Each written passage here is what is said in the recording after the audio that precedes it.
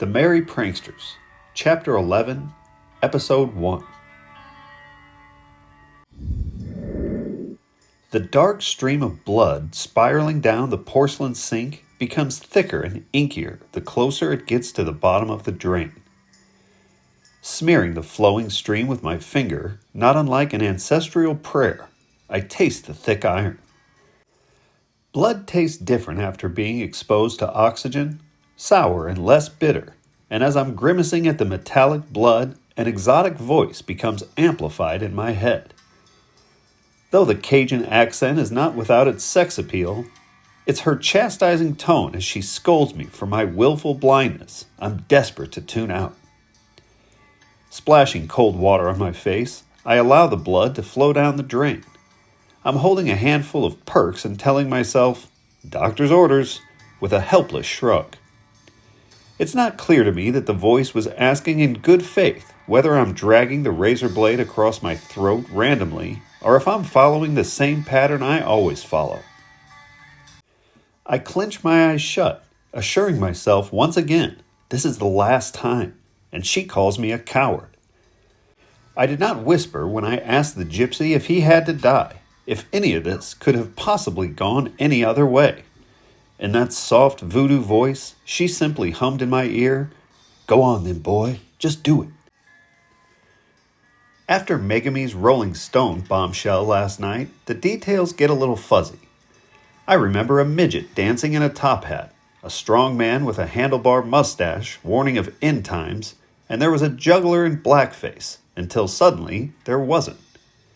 I had to tell RB and Tate to stay off the rug when they tag-teamed Namira and Tatiana, that it was imported, and after Tatiana's meltdown, the whole Suicide Squad took off.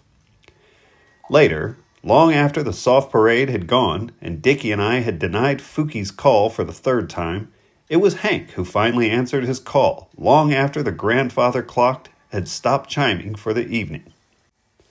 Standing in the freezing cold, lightless living room, wearing a silk paisley robe, I joined Hank around the Timbavati rug while Dickie made drinks.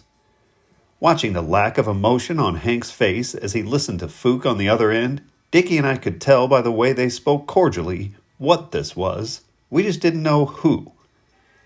I inhaled a sharp breath and held it. Shaking my head, my heart began to palpitate, and I thought about Valerie when the words, "No, not again," escaped my quivering lips for the second time. If I'm being totally honest, there was a feeling of great relief when I overheard Fuki's voice on the other end saying, "It's Gonzo, dude. Gonzo is dead." Dickie lined up 4 shots of Don Julio 1942, and we sank 3 of them, leaving Gonzo's respectfully full. Shortly after breaking the seal on another bottle, Hank swallowed the worm, and when the bottle was empty, I remember praying for forgiveness. That's when I asked, "Hey, so no one knows we were planning on ditching Gonzo, do they?"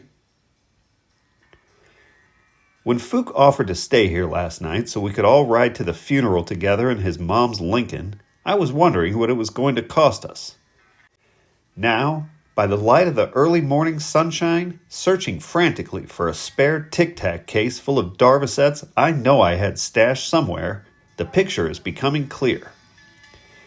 By the chipper way Fuki has been mixing Bloody Marys since 5 a.m., I'm wondering if he didn't get into Hank's Coke stash too. As he adds the final splashes of Tabasco sauce to the latest pitcher, I sneak a peek at his double-breasted Bill Blast jacket resting on the back of a bar stool, wondering if my pills aren't hiding in there somewhere. Sitting down heavily at the bar, I pick up the jacket and give it a suspicious shake, and when it makes no sound, Fook grabs it away from me with a jerk. He's ignoring me when he throws the jacket over a black turtleneck and buttons the 2 rows of gold buttons lining each side. I mock his exaggerated look of confusion and outrage in a way that lets him know I'm onto him. Flashing me one last look of contempt, he drops an olive-pierced plastic sword in a glass and holds it up as if to say, "You need help, Schultz." I finish my drink, chomp on a stalk of celery, then finish another, before I'm finally able to stop stroking my skull ring like a fiend. I ask Hank if he's going to wear a jacket, or if the crisp Harley-Davidson t-shirt is as formal as he's going to go. The look he shoots me tells a tale of a man struggling to come to grips with his new skinny jeans from the buckle. He tosses me an Adderall that I catch in my mouth and swallow whole, telling him, "Hey man, it's better to look good than to feel good." Fook tells us he posted an announcement on Horace that causes me to reluctantly check my phone. Whether the die-hard support from our fans outweighs the vitriolic cries from haters demanding blood is not clear, but I peek out the window to see if a pitchfork-wielding mob is demanding our heads before slipping the phone back into my pocket. Dickie walks out into the living room, tucking his black tie into the vest of his matching three-piece suit from Ralph Lauren. He slides over to me, pivots on his heels to face me, and tells me I scrub up well. I thank him, tell him he looks marvelous, then, crunching a spicy ice cube in my teeth, toss Hank a black J. Ferrar sports jacket from the hall closet with a nod. The raindrops clinging to the rear passenger side window look like long stretch marks by the time we pull up to the black cast-iron cemetery gates. News crews and independent journalists with typhoon-proof hair are crowded around to report on this breaking news event, and I'm secretly on the lookout for Ben Gaffold.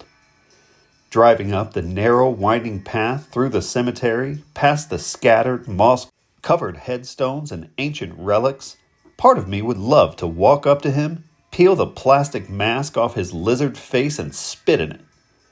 The other part of me is low-key praying he doesn't catch me riding in this poor man's Cadillac.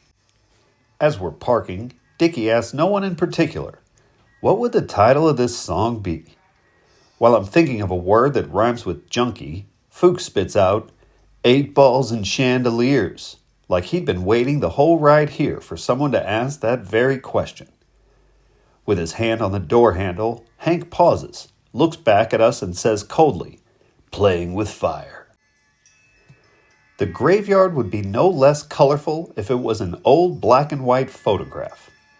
Laying before the cement headstones, earthly toned mounds of dirt begin to bubble into puddles of mud with each falling raindrop. Off to the side, I spot Valerie leaning against one of 2 dark pillars, holding up a gazebo, wearing dark sunglasses and smoking a joint. Salai is sitting next to Blair on a stone bench, holding a large black umbrella that could easily shield them all from the lazy October drizzle had she not been twirling it idly across her shoulder. We all greet each other with silent hugs, and as Blair wipes tracks of dark mascara from her cheek, we watch a procession of mourners walk respectfully by.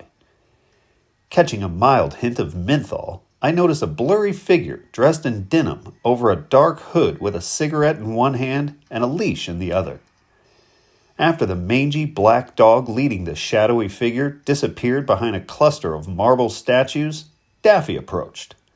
He managed to squeeze himself into a white shirt under a navy sailing jacket from, where? JCPenney's? After grappling with the gold-anchored embroidered buttons, he pulled out a pint of Jim Beam from the inside pocket and passed it to Ryan Barnes. Daffy asked me about a funeral from over the summer that I didn't attend, but I'm distracted by the stench of Newports. Squinting to keep the denim-clad gravedigger with the black dog in focus, I'm wondering if anyone else can see the ghostly figure being led around the cemetery by a leather-studded leash. "No, man, I wasn't there," I tell Daffy, thinking I'm answering the right question. "I'm sure I had to work that day, and I think I banged some chick he was in love with or something." Just as the phantom gravedigger was evaporating behind an Orthodox rabbi, Chris Alexander emerged from the shadows. Clearly high and wearing a black t-shirt that read, "Shit happens," he approached, scratching compulsively at his arm. He told me he just got out, and I asked him if he'd seen Stan, but all he could manage to stay conscious for was to mumble that he was proud of me, in a way that felt like a soft apology. I find Val and Salai standing near a statue of a deer with golden antlers consoling Blair. Dressed in black, she has a distant look about herself. Not a sad look of loss or an angry look of rage or jealousy, but an empty look of surrender. The dread in her soul has evolved into a hollow nihilism, like an intimate part of her has also died, and she's given up debating whether any of this is worth fighting for. Val pats the great deer on the head to give Blair the space she needs, but like a loyal cardinal bird, never leaves her side. Gathered around, just as Dickie starts reminiscing about a Christmas Eve from days of yore, Fook pulls Hank and I aside on the down low. Dickie had a great tree that year, decorated with nothing but Budweiser cans and a Star of David on top made from silver bottle caps. He and Gonzo were hitting it so hard that they didn't hear the angels singing that Christmas Eve had turned to Christmas morning.